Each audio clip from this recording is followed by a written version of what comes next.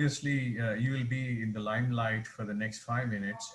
If you take the typical investment community all the way from HNIs, angels, VCs, PEs, how many of them are attuned to actually taking real risks at the bleeding edge of technology or business models, whichever way? And are they evolving enough with all the challenges and in sync with the journey which we have just spoken for the almost for past 1 hour? What does the landscape look like? Can you throw some light on it?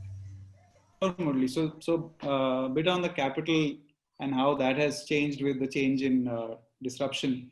So, again, 15 years back, very few VCs, it was hit or a miss with 6 conversations. If you could get money, that was your only source.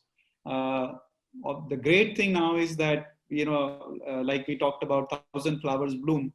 1,000 investors have appeared. There were, I think, 1,400 angel investors listed on Let's Venture, if not more. There is Angel List. There are new initiatives like Antler, which are going to take founders with no idea and put them together, or with no co-founder and put them together. So the biggest shift I'm seeing, Murli, is in the way capital has become possible from so many sources. The most we talked about angels on how they are seeing this productive investment. So they take some money from the profit, put it back in, and that cycle is growing. Second, really big one, which is added very large pools of capital, is the family office. So the second generation typically does not want to follow the last generation's business, takes a pool of capital out, and is then able to look at a seed or a pre-series A investment. And the number of possible investment sources is now in the hundreds. So I think when they're considering a $500,000 check, 3.5-4 crores, they're worried that their investment shouldn't become roadkill vis-a-vis a Bounce or a Rapido, which is going to raise $50-100 million.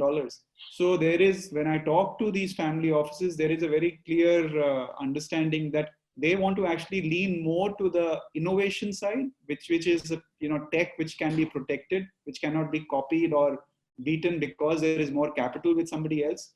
So I'm seeing that very heavy shift of family offices actually almost as a defensive mechanism going towards tissue engineering, for eyes. I'm seeing some amazing amount of innovation happening.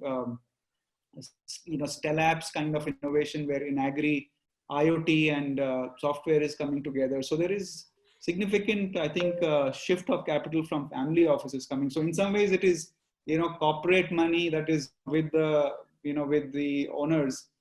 Their family offices money is coming in to fuel disruption.